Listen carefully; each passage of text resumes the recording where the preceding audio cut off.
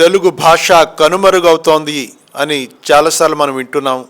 ముఖ్యంగా విద్యార్థులు పుస్తక పఠనం చేయాలి. పుస్తక పఠనం కేవలం కోర్సుకు సంబంధించిందే కాదు, బయట మనకు భారతదేశం అందించిన సిరి సంపదలు చాలా పుస్తకాలు ఉన్నాయి. మీరు archives.orgకి వెళితే తెలుగులో ఏ పుస్తకం కావాలన్నా చాలా వరకు ఉంటుంది. అయితే కేవలం పిల్లలే కాదు, పెద్దలు కూడా తెలుగు భాషకు తోడ్పడాలి. పెద్దలు పద్యాలు చదవండి, కథలు చదవండి.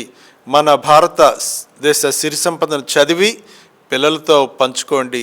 ఇది కేవలం గురువుల బాధ్యతే కాదు, తల్లిదండ్రుల బాధ్యత కూడా. కాబట్టి పుస్తక పఠనం, మననం, పఠనం, స్మరణం ఇలాంటి ఎన్నో ప్రక్రియల ద్వారా మనం జ్ఞానాన్ని సంపాదించవచ్చు. తెలుగు భాషా జ్ఞానం మనకు ఒక గొప్ప వికాసాన్నే కాదు, గొప్ప ఆనందాన్ని, మనోధైర్యాన్ని, మనోస్థైర్యాన్ని ఇస్తుంది.